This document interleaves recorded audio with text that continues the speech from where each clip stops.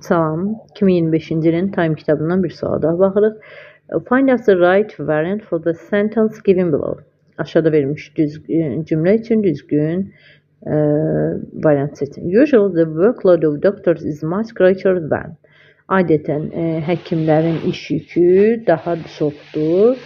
Variantlara baxsaq görək ki, nurselərdən, yəni tibb bacılardan daha çox olur.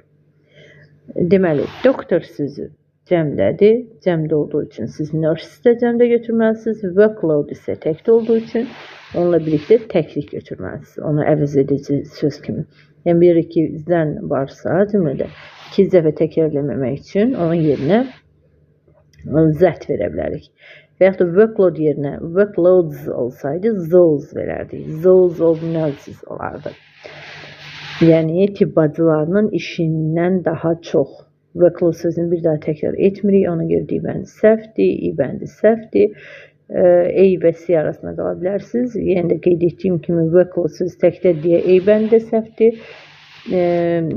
That of nurses olar. Cavabımız C bəndi olar.